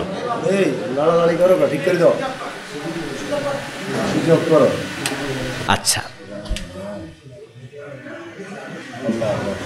আচ্ছা, আমার ভাইয়েরা, শুধু শুধু হাওয়া খাওয়ার জন্য, নোয়াখালী শহর হাসপাতাল দেখার জন্য, নোয়াখালী দেখতে কেমন, এই কাজের জন্য কি প্রধানমন্ত্রী কখনো এখানে আসে?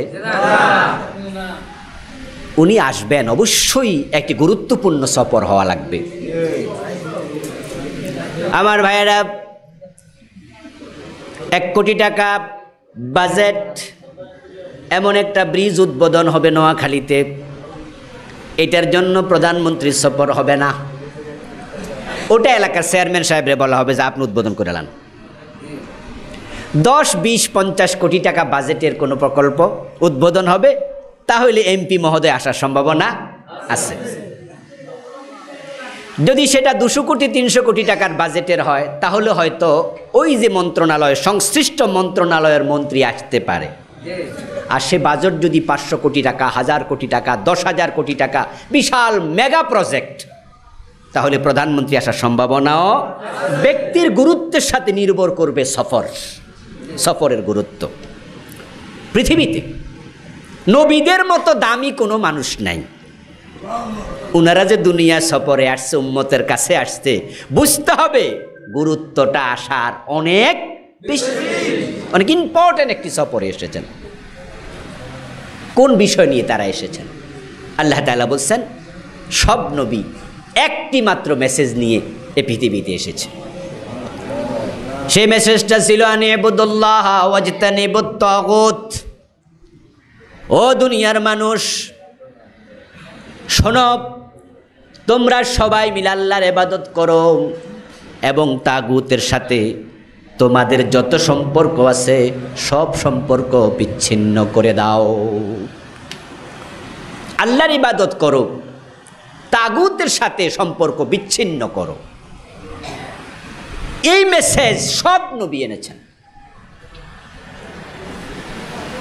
অথচ আমরা জানি এই যে হাজার হাজার লাখ লাখ নবী, অগণিত অসংখ্য নবী এসেছিলেন পৃথিবীতে, তাদের আগমনের যোগ ছিল ভিন্ন ভিন্ন। হযরত আদম যখন পৃথিবীতে এসেছেন, নূহ নবী তখন পৃথিবীতে আসেন নাই। নূহ আলাইহিস সালাম যখন পৃথিবীতে আসেন, ইব্রাহিম নবী তখন পৃথিবীতে নাই। ইব্রাহিম যখন আগমন করেছেন হযরত লূত আলাইহিস সালাম, তখন হযরত সালেহ আলাইহিস সালাম নাই। সালেহ যখন পৃথিবীতে এসেছেন, ঈসা নবী নাই। ঈসা যখন এই মেসেজ মানুষের কাছে দাওয়াত হিসাবে দিচ্ছেন, তখন মূসা নবী নাই। মূসা যখন দাওয়াত দেন, নবী মুহাম্মদুর রাসূলুল্লাহ তখন জন্মগ্রহণ করেন নাই। এক এক নবী এক এক যুগে এসেছে। হয়তো কারো যুগের ব্যবধান 2000 বছর, 3000 বছর, 5000 বছর। আশ্চর্য বিষয় হলো, ওই 5000 বছর আগের নবী দাওয়াত দিয়েছে, যেটা 5000 বছর পরে যিনি আসছে তিনিও দাওয়াত দিয়েছেন হুবহু, সামান্য হেরফের নাই। এবং যে নবীগণ এসেছিলেন তারা কি এক এক দেশ, সবাই মিলে এক দেশে, না আলাদা আলাদা দেশ? ভাষা এক না আলাদা? যোগ আলাদা, দেশ আলাদা, ভাষাও আলাদা। ইব্রাহিম আলাইহিস সালাম আসলেন ইরাকে, মূসা আলাইহিস সালাম দাওয়াত দিলেন মিশরে, জন্ম মিশরে। ঈসা আলাইহিস সালামের জন্ম বাতিলহামে। শুআইব আলাইহিস সালামের জন্ম মাদায়েনে। নবী মুহাম্মদুর রাসূলুল্লাহ সাল্লাল্লাহু আলাইহি সাল্লামের জন্ম হচ্ছে মক্কায়, আরবে। দেশ দেখেন আলাদা, ইরাক, মাদায়েন, আরব, এক একজন এক এক দেশ। ভাষা ভিন্ন ভিন্ন। তাওরাত ইব্রানি ভাষায়, ইনজিল সুরিয়ানি ভাষায়, জাবুর ইউনানি ভাষায়, কোরআন আরবি ভাষায়। এক একজন ভিন্ন ভিন্ন ভাষা। নবী মুসার সাথে ঈসার দেখা হতো, একজন আরেকজনের কথা বুঝতো না।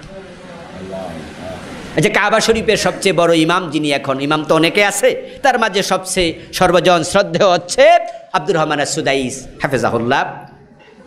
উনি যদি বাংলাদেশের সফরে আসে আর আমি ঢাকা এয়ারপোর্টে একটা ফুলের তোড়া নিয়ে যাই, ওনাকে দিয়ে বলি হুজুর কেমন আছেন, বুঝবে? আদম নবীর সাথে মুসা নবীর দেখা হলে কথা বুঝতো না, মুসার সাথে ঈসা আলাইহিস সালামের দেখা হলে কথা বুঝতো না, ঈসা আলাইহিস সালামের সাথে নবী মুহাম্মদ সাল্লাল্লাহু আলাইহি সাল্লামের দেখা হলে কথা বুঝতো না। ভাষা আলাদা। ওয়া আরসালনা মির রাসূলিন ইল্লা বিলিসানি কওমিহি। প্রত্যেক নবীকে আমি তার নিজস্ব মাতৃভাষায় পাঠিয়েছি।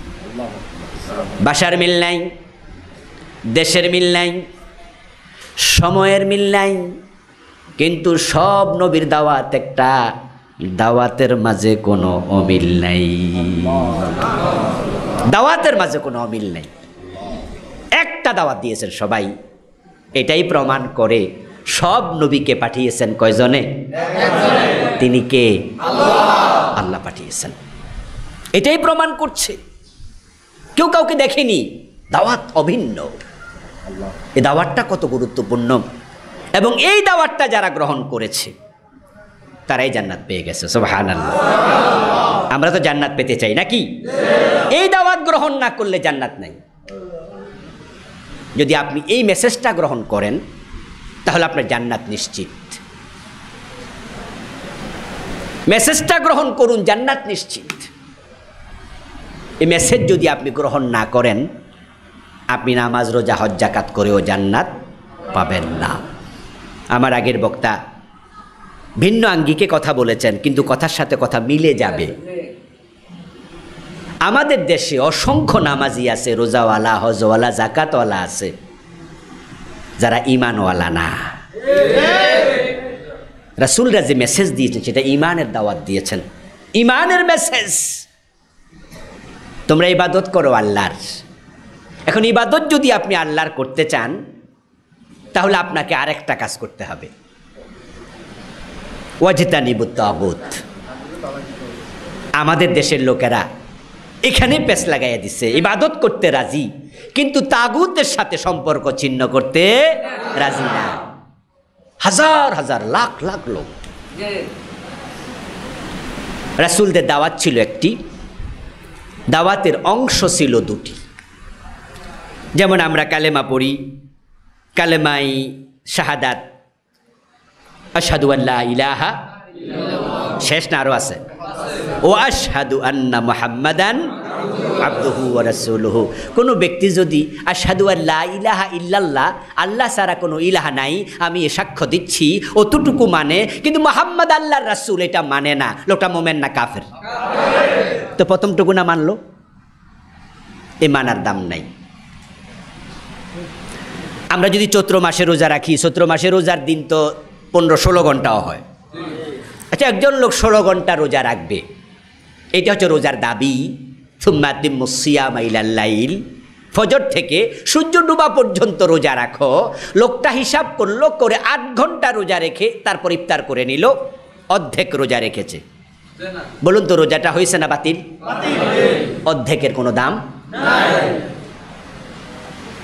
আল্লাহ নবীদের দাওয়াতের অংশ দুটা ছিল, আনিবুদুল্লাহ ওয়াজতানিবুত তাগুত। তোমরা আল্লাহর ইবাদত করো এবং তাগুতকে স্বীকার করো, তাগুতের সাথে সম্পর্ক ছিন্ন করো।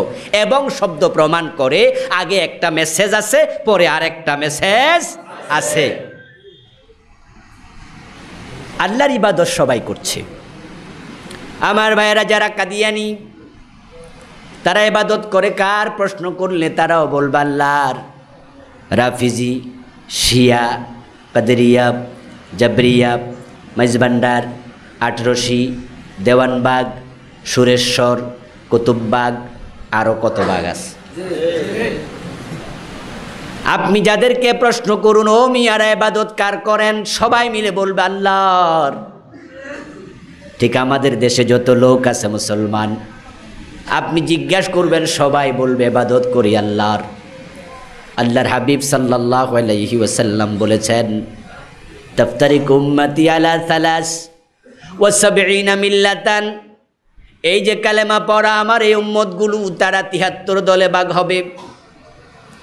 কুল্লুহুম ফিন্নারি ইল্লা ওয়াহিদাম, তার মাঝে তারা 72 ভাগ জাহান্নামে যাবে, নামাজ রোজা হজ যাকাত লইয়াই।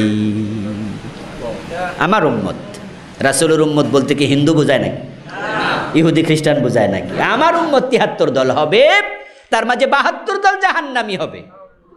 তারা কারা? তারা কারা? ইল্লা ওয়াহিদান, জান্নাতি মাত্র এক দল। আমার বন্ধু, জান্নাতি মাত্র এক দল। এখন 72 দল জাহান্নামী, জান্নাতি এক দল। আপনাদের কাছ থেকে একটু জবাব চাই, দয়া করে বলুন তো, জান্নাতি বেশি না জাহান্নামী বেশি? কত বেশি?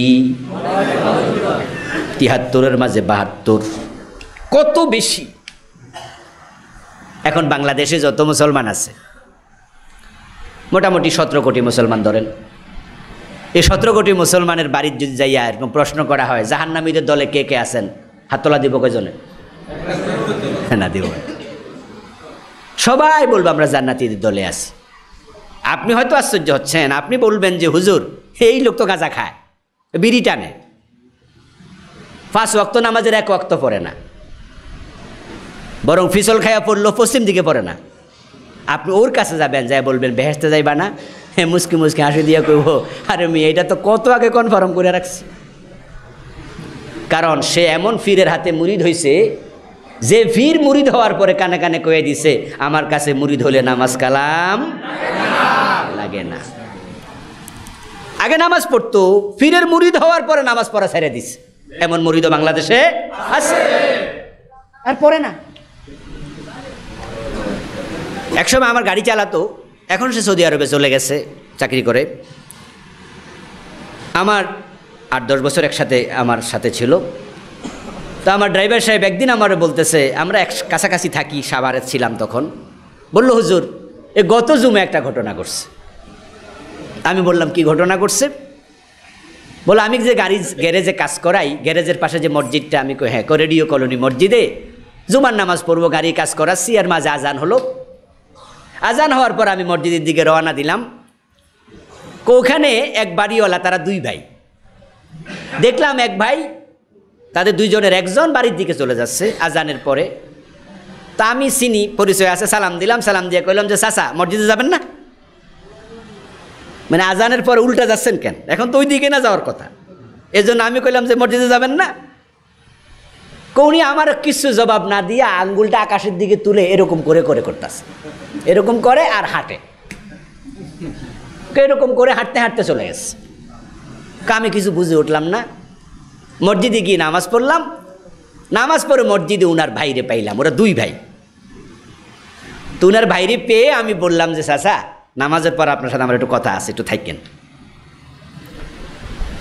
ফরজের পরে সুন্না পড়লাম, সুন্না পড়ার পর দেখি চাচা বসে আছে। পরে চাচারা আমি কইলাম, চাচা আপনি তো মাশাআল্লাহ মসজিদে আসলেন, জুমার নামাজ পড়লেন, কিন্তু আপনার ভাইরে আমি কইছিলাম মসজিদে যাবেন না, উনি এরকম এরকম কইরা কি বুঝাইলো বুঝলাম না, বাড়ির দিকে চলে গেল। উনি কি নামাজ পড়ে না? তখন ওই ভাই জবাব দেয় যে তুমি বুঝবা না, আমরা তো অমুক ফিরের মুরিদ, সবকের স্তর আছে, স্টেজ আছে। আমার ভাই এমন জায়গায় পৌঁছছে এখন আর নামাজ লাগে না। তো উনি যে এমনি এমনি কইছে, তোমারে বুঝাইছে যে আমি আল্লাহ পর্যন্ত পৌঁছা গেছি। এইটা বলার পরে আমি তখন ওনারা বললাম, তা আপনি পড়েন কেন? আমি ওই সবকে এখনো যাই নাই। কথা খেয়াল করেন, এই জবাব, এই উত্তর এমন এক লোকে দিচ্ছে যে লোকটা আমাকে বলল, আমি কারো মাধ্যমে শুনিনি, ডিরেক্টলি সে বলছে আমার ড্রাইভার। আর উত্তরটা যে লোকটা দিয়েছে ওই লোকটা হাসতে খেলতে তামাশা করে উত্তর দেয় নাই, এটা তার বিশ্বাস। এটা বলার পর আমি ড্রাইভারে বললাম, আগামী সপ্তাহে দেখা হইলে ওই বেটার এক কাপ চা খাওয়াইবা, সাথে ধরে নিয়া, টাকা আমি দিমু, আর তারে কয়ে দিও যে চাচা ওই সবকে আপনি আর যাইয়েন না। কথা বুঝেন, যেই সবকে গেলে নামাজ লাগে না, ওই সবকে আপনি যাও না আর। আমার বন্ধু, নামাজের মতো নামাজ একবার পড়লে চলে, মনের নামাজ আসল নামাজ, জহেরি নামাজ লাগে না, এমন কথা বলার পীরও বাংলাদেশে আছে। নামাজের মতো নামাজ একবার পড়লে চলে।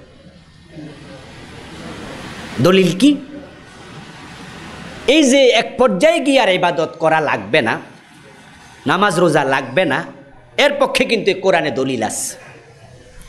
ওরা দলিল কোরআন থেকে নিয়েছে। যারা পীরের পায়ে সেজদা দেয়, আপনি বলছেন এটা শিরক, ঈমান চলে যাবে। পীর সাহেব বলছে না, ঈমান যাবে না, বরং এটা জায়েজ, এটার নাম তাজিমি সেজদা। দলিল তারা কোরআন থেকে নেয়। ইন্নাল্লাহা ইয়ারফাউ বিহাযাল কিতাবি আকওয়ামা ওয়া ইয়াদউ বিহি আখারিন। প্রিয় নবীর হাদিস, এই কিতাব দিয়ে আল্লাহ এক জাতিকে উন্নতির চরম শিখরে নেয়, জান্নাতে পৌঁছায়া দেয়। এই কিতাব দ্বারা আল্লাহ আরেক জাতিকে জাহান্নামে ফেলাইয়া দেয়। এখান থেকে দলিল নিয়ে কিছু লোক উল্টাপাল্টা বুঝ নিয়ে পথ হারা হয়েছে। পীরের পায়ে সেজদা দেওয়া জায়েজ কিভাবে? জবাব দিচ্ছে, ফেরেশতারা যদি আদমরে সেজদা দিতে পারে, তাহলে মুরিদরা পীরেরে কেন পারবে না? এবার দেখায়া দেয়, আদমরে সেজদা দিয়েছে ফেরেশতারা, এই দলিলটা কোরআনে আছে না নাই? ফাসাজাদু ইল্লা ইবলিস ফাসাজাদাল মালাইকাতু কুল্লুহুম আজমাউন ইল্লা ইবলিস। তারা সবাই সেজদা করেছে, ইবলিস করে নাই। উসজুদু লি আদম, আমি আল্লাহ বলছি আদমরে সেজদা করো। আচ্ছা, সেজদার মালিক যদি শুধু আল্লাহ হয়, তাহলে আদমরে সেজদা দিল কেমনে? শরীয়তের মৌলবীরা বোঝে না। বরং শরীয়তে এটা জায়েজ নাই, কিন্তু তরিকতে মারেফতে এটা জায়েজ আছে। এটার নাম দিছে সেজদায়ে তাজিমি। কয় যে যদি পীরের পায়ে সেজদা দিলে শিরিক হতো, ঈমান চলে যেত, তো ফেরেশতারাও তো মুশরিক হওয়ার কথা। নাউযুবিল্লাহ। নিজের মতো করে ব্যাখ্যা করলো, নিজের মতো করে ব্যাখ্যা করলো। ইবাদত আর লাগবে না, নামাজ রোজা লাগবে না, দলিল কোরআনে আছে। ওয়াবুদ রাব্বাকা হাত্তা ইয়াতিয়াকাল ইয়াকিন। ওয়াবুদ রাব্বাকা, তোমার রবের ইবাদত করো, হাত্তা ইয়াতিয়াকাল ইয়াকিন, তোমার ইয়াকিন আসা পর্যন্ত। ইয়াকিন যখন এসে যাবে, ইবাদত আর লাগবে না। এখন আমাদের দেশে যে পীর আছে, আমাদের যে পীর, আমরা যে পীরের কাছে মুরিদ হয়েছি, ওই পীরের কাছে মুরিদ হওয়ার পরে সবক হইতে হইতে হইতে হইতে এমন এক সবক আছে, যেই সবকে যাওয়ার পরে ইয়াকিন এসে যায়, তখন থেকে আর নামাজ রোজা লাগে না। এই জন্য ওই ভাইয়ে কইছে, আরে ভাই, হাত ফাঁকাওয়ালা একজন বসেন না এখান দিয়া, এদিকে এলাকায় একটু হাত ফাঁকা করার লোক নাই কি? এত গলার মাঝে প্লাস্টিক দিয়া বসে আছে ভলান্টিয়ারেরা, একটা হাত পাকা নিয়ে এসে বসো না ভাই। দেখেন, এই না শুনলে কিন্তু প্যাঁচ লেগে যাবে, কারণ দলিল তো ওরা কোরআন থেকেই দিল। আপনিও মনে মনে ভাববেন আসলে ব্যাপারটা কি হইল।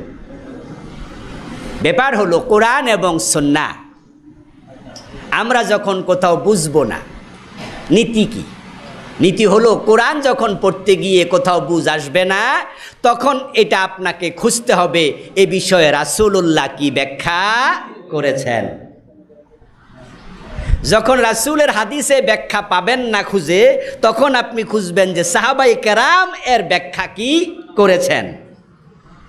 যখন সাহাবায়ে কেরামের কোনো ব্যাখ্যা পাবেন না, পরবর্তী যারা তাবি, তখন দেখবেন তারা কি ব্যাখ্যা করেছেন। এখানে ইয়াকিন। আচ্ছা, ইয়াকিন আসলে আর ইবাদত লাগবে না, নামাজ লাগবে না, এই যদি ব্যাখ্যা